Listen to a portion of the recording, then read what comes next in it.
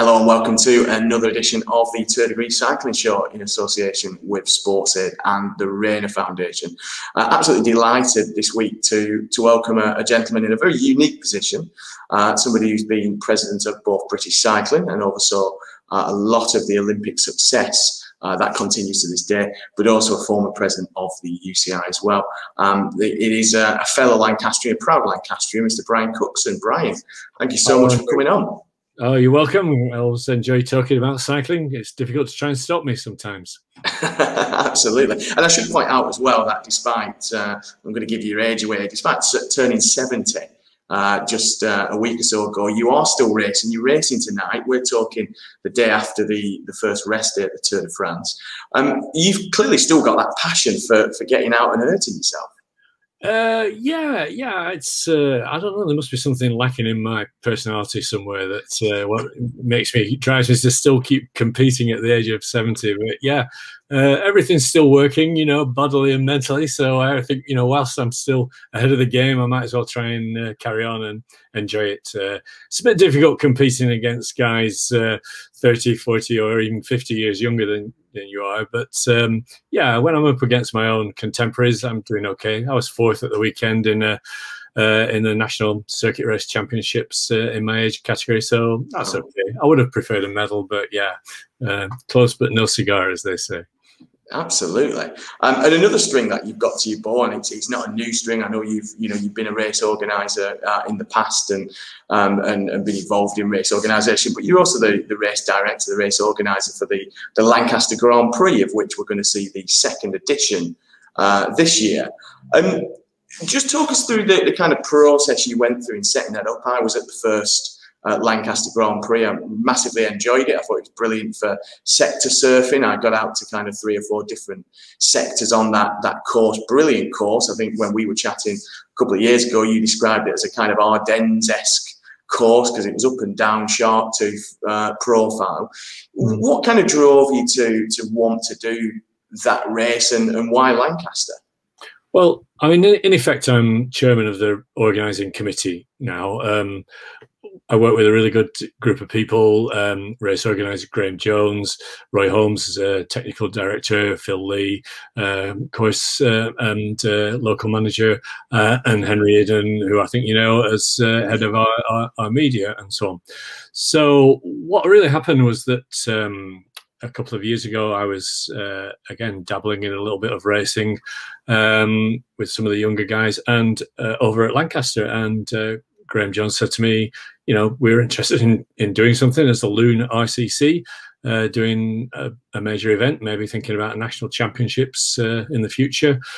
Can you help us? Are you interested? So I said, yeah, okay, I'll do that. And we sat down and talked about it and pulled a few people together. And, I wrote to the City Council and to Lancashire County Council, told them what we were trying to do and, what support we would need. And fortunately, both organisations, both local authorities said they wanted to be supportive. And so we went from there. So, yeah, pulling that sort of thing together. I mean, at the end of the day, road conditions and traffic conditions and so on are such that you can't really organise an event of that stature without the local authorities involved. So that's a good starting point.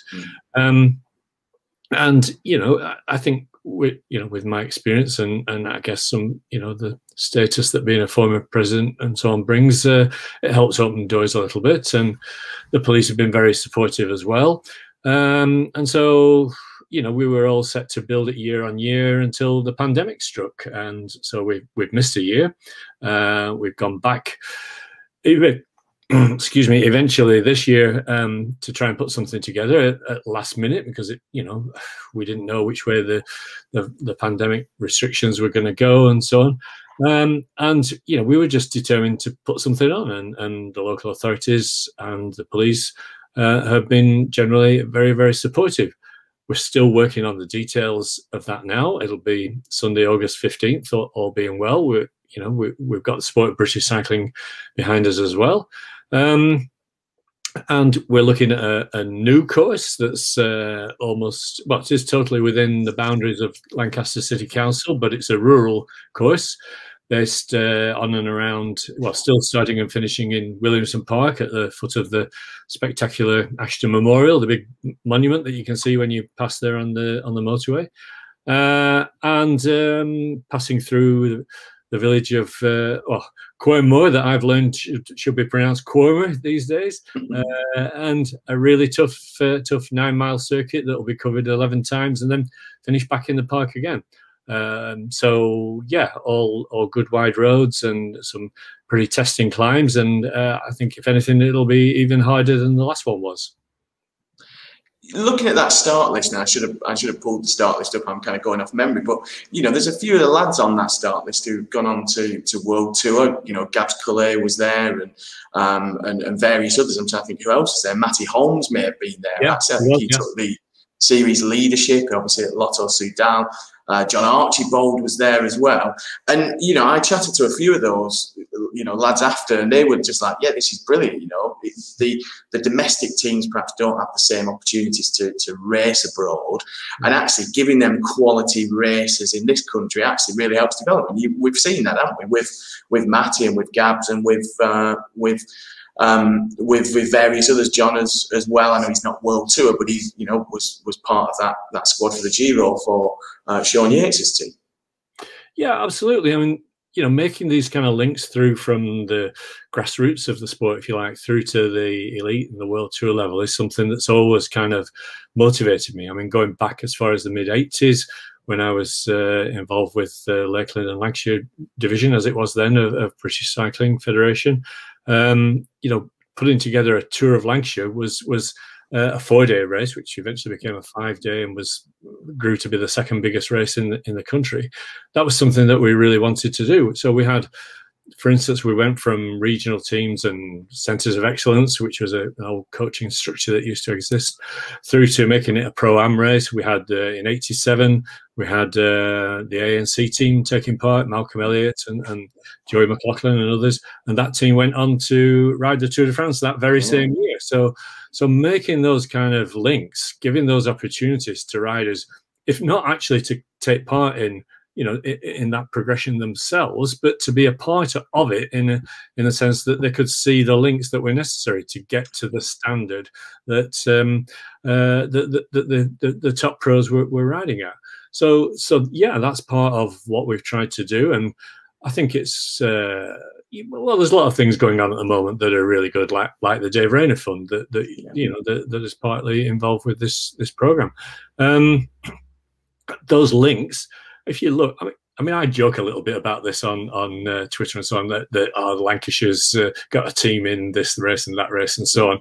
And, you know, it's a bit of fun. It winds the Yorkshire people up a little bit. But they can't have it all their own way. But it is quite remarkable when you think about it, that the northwest of England is just an incredible generation of talent at the moment, from, you know, the Cumbrian guys through down to you know, the couple of guys from Wigan and of course the Adam Yates and Simon Yates and so on.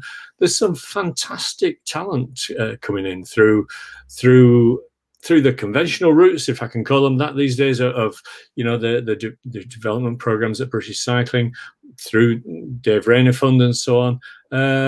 You know, there's more than one way to get to the top. And what's remarkable is that we've got this cohort of young riders, and I've only mentioned the men, but there's some good young women coming through as well, getting to the very highest level and finding a niche for themselves. I mean, a rider like Matthew Holmes, you know, he's already won a stage in a World Tour event in his debut year.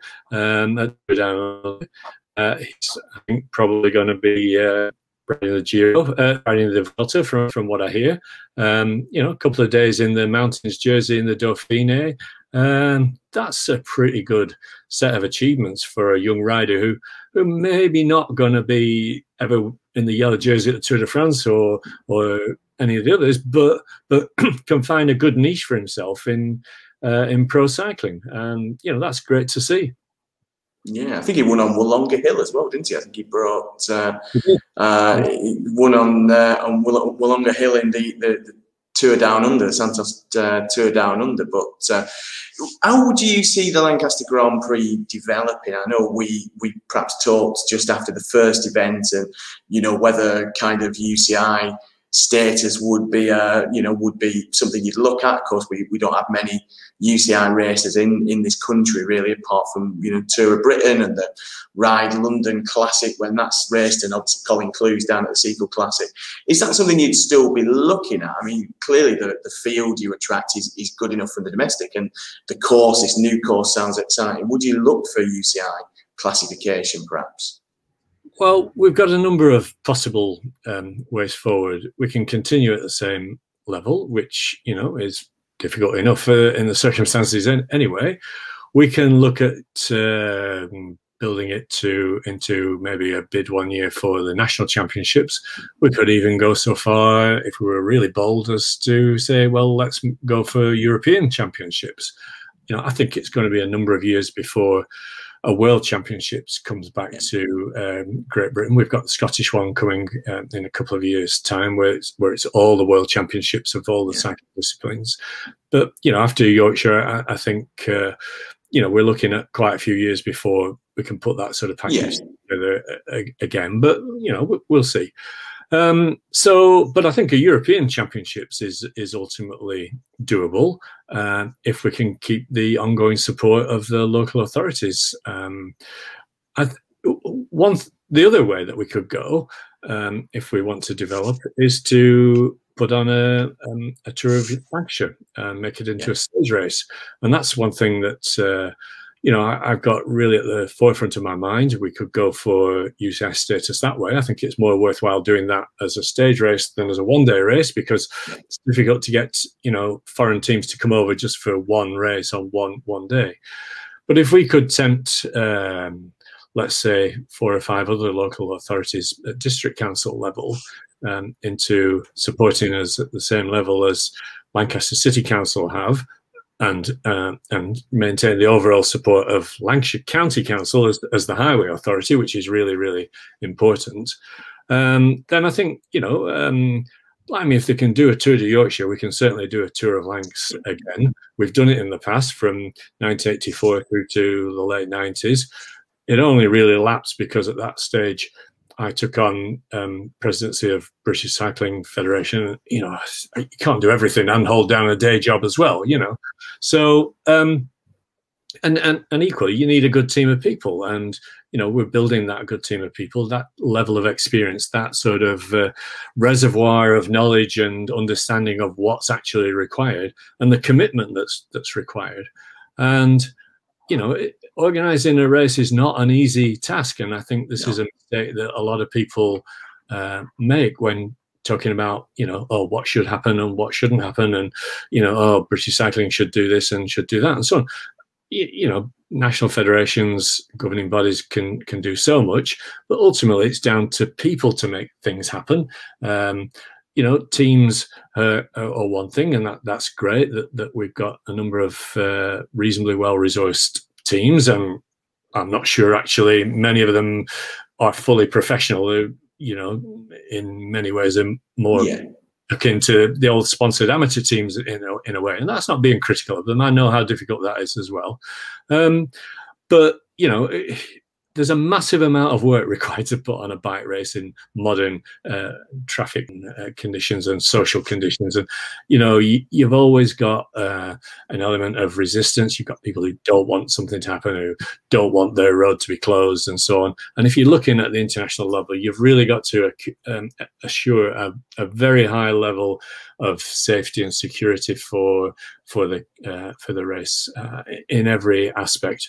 And that's very, very expensive. And people judge the level of organisation of a race by what they see on television, on World Tour events, perhaps forgetting that those are extremely expensively sponsored and supported events that are organised by professional companies with scores, if not hundreds of staff and so on. And so to put that kind of thing together on an amateur level, on a voluntary level, requires a massive amount of commitment. And it's it's not easy. We've all got demands on our time these days. You know, we've all got things to do that we, you know, would rather be spending our time on, perhaps. And you know, everybody's busy these days. And but ultimately, if we want stuff to happen, we have to make it happen. The people who are enthusiastic about sport are the people who make that happen.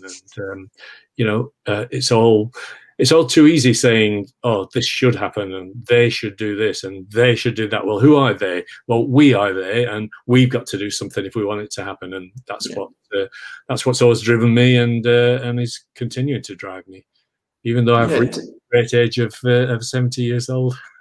And showing no signs of slowing down either. Yeah. Interesting, we mentioned rider safety there in terms of, you know, it seems, you know, since the big crash that we saw at the Tour of Poland with Fabio Jakobsen sustaining those horrific injuries, you know, rider safety has started to really kind of come to the fore again. Obviously, in the first week of the tour, we had that rider protest, and your successor, Mr. Lapontion, in a piece appeared to say that above all else, it's the riders who are to blame for the amount of crashes. What do you know? We clearly, you know, riders clearly want something to happen. You know, I think there's a lot of talk of people needing to sit around the table and try and work it out. I think the riders are slightly fractured because there's, as I understand it, a couple of different unions kind of representing riders. You know, it seems to be a bit of a kind of, you know, a bit unorganised, if you will. Obviously, as a former UCI president, you'll have dealt with, you know, the CPA, I guess, at that point, and dealt with the, you know, their demands for rider safety. Have we got to a point now where we really need to put that at the top of the agenda again? Because, you know, obviously, you know, dozens and dozens of crashes last week. You know, some of them might be attributable to, you know, rider faults or whatever. Some may be down to the courses. What do you think? Is there any kind of, you know, is there a solution to this what seemingly age-old problem?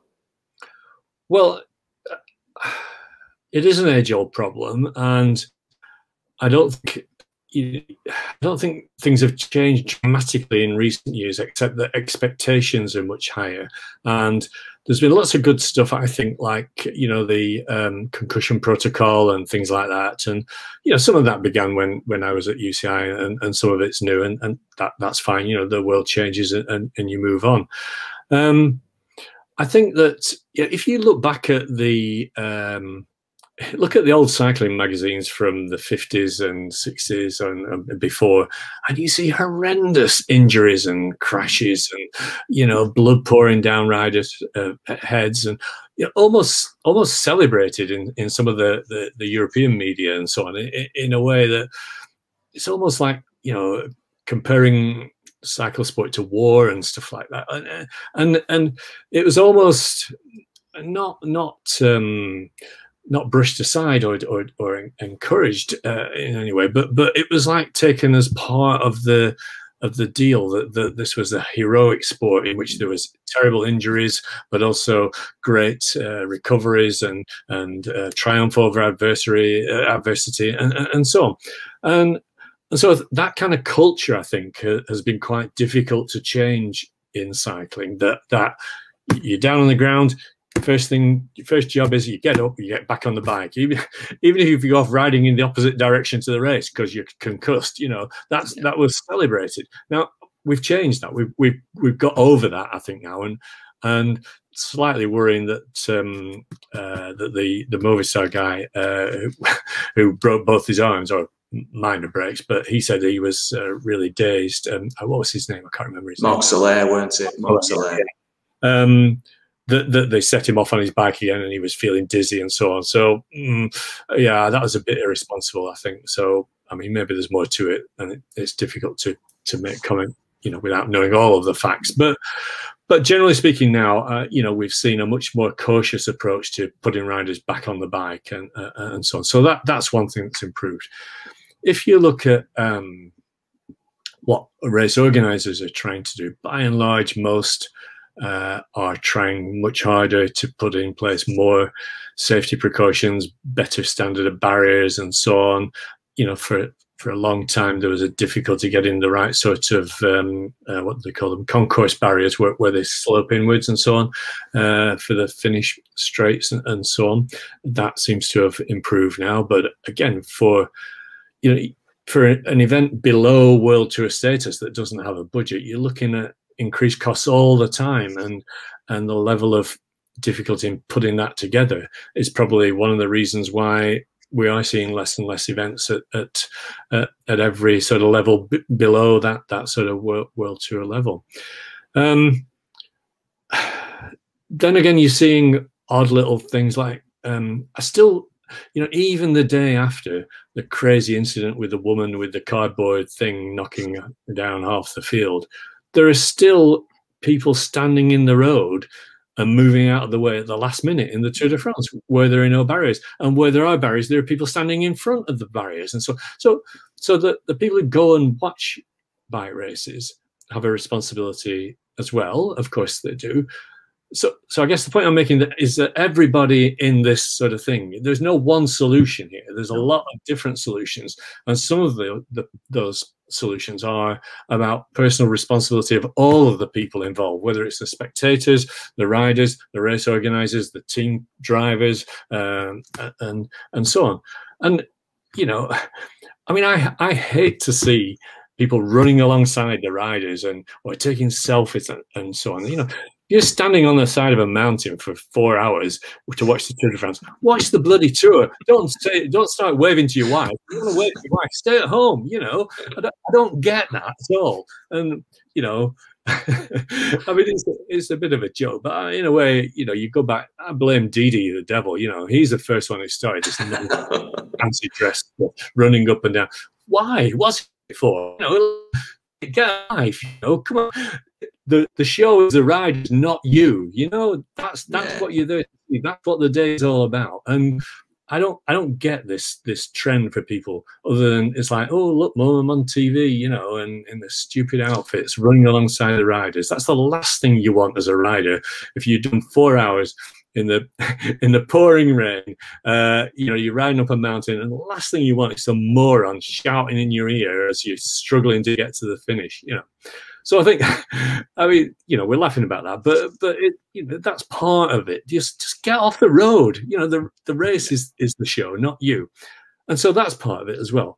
I do think that if you look at the individual courses and routes, the parcours, as we now call it, even in English, on events like the Tour, there are there's increasing difficulties with road furniture, traffic calming devices and so on. So that's caused a few problems. Certainly, I would say that on that stage, when there was the big crash in Brittany, that last 10 Ks or so, the roads were a bit narrow and a bit twisty there. But it is the same for all of the riders, and this madness of trying to get to the front all the time. Yeah. I can understand where it's coming from, but if the price you pay for that is that your team leader comes down and breaks a bone and is out of the race, then that's obviously too high a price to pay. So I don't see an easy solution to that. That's the problem, because even on big wide roads on a run into a finish, you still get the riders fighting for one side of the road or the other. You still get them switching across the road. It's difficult to say. Well, you can't. It used to be 1 kilometre. The times were taken at 1 kilometre if there was an incident. Then it's 3 kilometres. Yeah, okay. Well, 10 kilometres, 20 kilometres, how far out are you going to go? And from what I can recall, there's been a couple of times when there've been attempts to do that sort of thing on a longer distance from the finish. And the net result has been that half the field or more just kind of freewheel into the finish. Now, what kind of a show is that? Explain that to the public. It doesn't matter that the ex-rider, in the yellow jersey has crossed the line 5 minutes after the winner of the stage. He's still going to get the same time. You can't. Doesn't make any logical sense. So, we are where we are is another popular saying of the age, isn't it? And I don't see an easy solution to that, other than part of it being that the teams and the riders have got to take a little bit more responsibility for that. And you know, again, that's difficult. So how do you say to a guy, no, don't go through that gap? You know, you can't say that to Mark Cavendish in the sprint, can you? Or he probably wouldn't win any sprints. Part of what he does is going through narrow gaps. Same with Caleb Ewan, you know.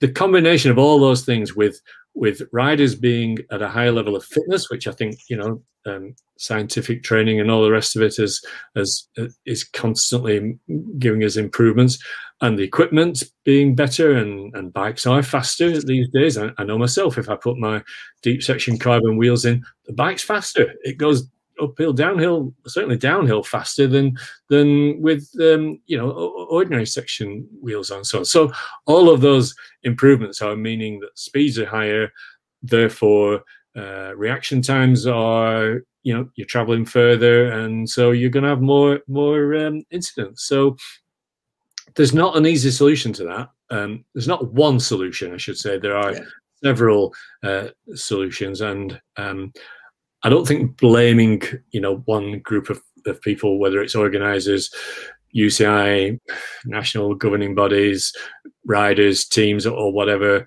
is the answer. You can't uninvent stuff. You can't uninvent technology. You can't go backwards too far. And you know, I get a little bit nervous when I read some of the things that you know, my successor is saying about stuff and, you know, technology.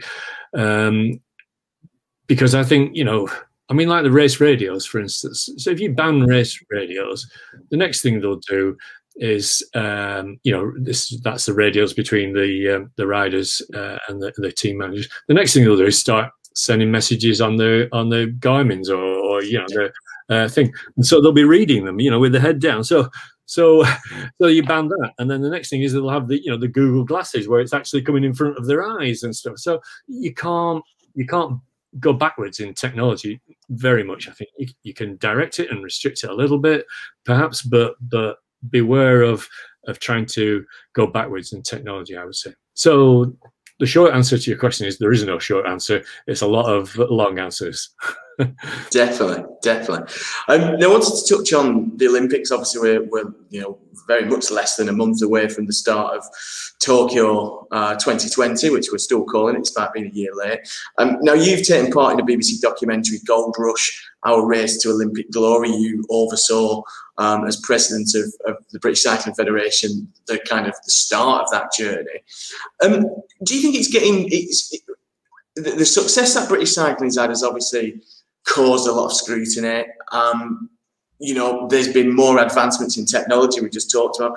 Do you think Olympic success this summer, and I guess we say this every Olympics, is going to be harder than ever to grab, if you will, because we know the Danes are looking good. A lot of other nations are really starting to turn it on in you know, World Cup meetings, World Track Championships.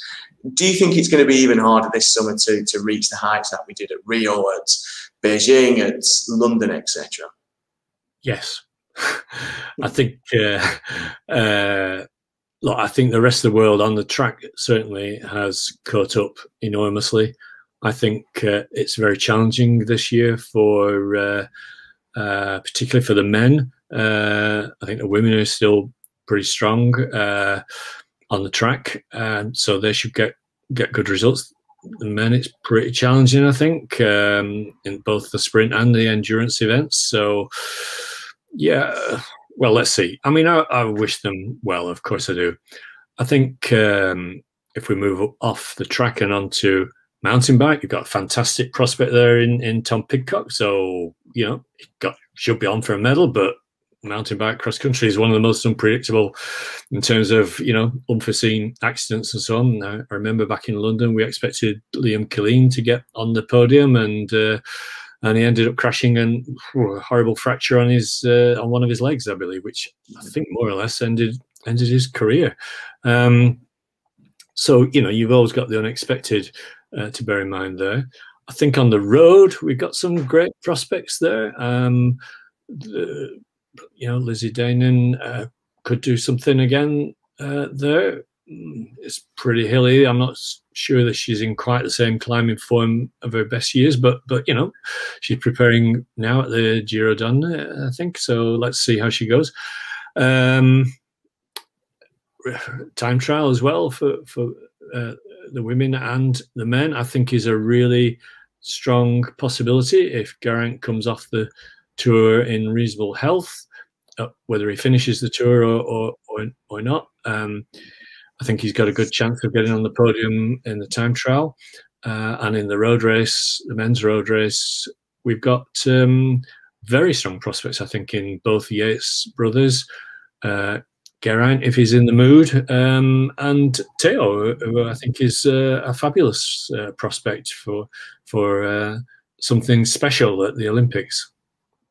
Yeah, and looking back over your time involved in British cycling, you must look back on that with such pride. I mean, the success that we just got year after year when that program built and kept delivering, cycling medals, but not just cycling medals. I guess the impact that has had on the sport cycling, the recreational cycling in this country, giving people stars to look up to. And I think, the documentary makes the point of, the first kind of medalist in, I think it was in Sydney, kind of, nobody had heard who that was, you know what I mean? It was kind of, they become unknown to becoming real household names that kind of transferred into everyday life, into TV adverts, into, chat shows with, big showbiz stars. You must be really proud of the impact that the Olympic program's had on cycling. Yeah, absolutely. And a lot of good people came together to make that happen, from, the board members like me who, sit through lots of boring meetings in order that the stars can do their stuff at the sharp end. Great coaches, two good performance directors, first in Peter Keane and then Dave Brailsford, really good specialist coaches, really great, everyone, the mechanics, the nutritionists, the physios, everybody working really, really well together to produce fantastic results. And behind that, which gets a little bit overlooked, a really good sort of series of support programs, regional talent teams and so on, that were out there finding talented natural athletes and increasingly successfully bringing those people into cycling, a sport that previously they would never have considered as being worthy of their commitment. So once cycling starts to win things, then kids out there say, cycling, that's something I like doing that. I can have a go at that. And maybe I won't go to try and become a footballer or or a rugby player, or cricket or whatever. Cycling is a viable alternative for me now. I really enjoy this, and I'll go for that. So I think that was part of it as well, a part that gets a little bit overlooked. The fact that, someone like Lizzie Armitstead, as she was, is sat in a school on a sunny afternoon one summer around the early part of this century, and the team arrive from British Cycling, the talent team arrive at the school for some simple tests, all booked with the teachers, of course, and everything all well arranged. And she sat there in the classroom, and it's the teacher said, it's double maths this afternoon, or you can do these cycling tests. And she says, I'll do the cycling test. And the story goes that a lad sat next to her said, girls can't ride bikes, And she says, oh yeah, watch this. Well, within a decade, she's an Olympic medalist and a world champion and so on. And she didn't even own a bike before. So, that kind of bringing that opportunity of bringing talented natural athletes into the sport of cycling is something that really didn't exist very much before. It was you came into it by accident or because your family were involved in cycling, and it was a limited environment in a sense, and was only ever going to grow once we started having that greater level of success, and those, to use a much abused term, role models that people could say, Chris Hoy, he's quite a muscly guy, and I'm quite muscly, and maybe I can put that into cycling and try that. And or on the other hand, there's a Lizzie Armitstead, and there's a Laura Trott, as they given their original surnames. There's someone who's then they're not exceptional super athletes. That they just look like me. You know, they look like someone that I could be, and I think that really has got those kind of cohorts coming through now at every sort of level for every event. That I'm very optimistic that we've now got a sustainable level of talent coming into cycling that should ensure success for years to come. Maybe we won't win 8 Olympic gold medals every time there's an Olympic Games, as we seem to have done for the last few years. People think that that's like a given, and it isn't. It never happened before. You know, as I said on the BBC programme, we'd won 1 Olympic gold medal in 76 years before 2000. And that was Chris Boardman, who's been involved in the system and the structure now, and has recently been appointed as chair of Sport England, which I'm very, very pleased to hear about. Good luck to him. And you know, I think again that's part of. We have become a sport that is on the radar now of the media, of the general public, and so on. Whereas before, it was this crazy sport that occasionally produced an Olympic bronze medal or something, and you know, it all happened over with these exotic races in France and Italy and Belgium and stuff that you know got 20 minutes on World of Sport on ITV on a Saturday afternoon sort of thing. And now, you know, we've got wall-to-wall coverage of Tour de France and other races and so on more than one channel, for instance. So, you know, we've made a lot of progress, and that's a great thing. And I'm really proud to have been a small part of that in many ways. I can imagine the lad who sat next to Lizzie's now going around pubs saying, I always knew she'd be really good. I always knew it. Yeah, I knew the first time I met her, I knew she'd be a world champion. But yeah, excellent. Thank you so much, Brian. It's been fascinating as ever to chat. I love to chat cycling with you. You know, your experience across national and international cycling, always great to get an insight. But yeah, good luck with the Lancaster Grand Prix. I'm looking forward to another visit to the Ashton Memorial and spectacular finish line there.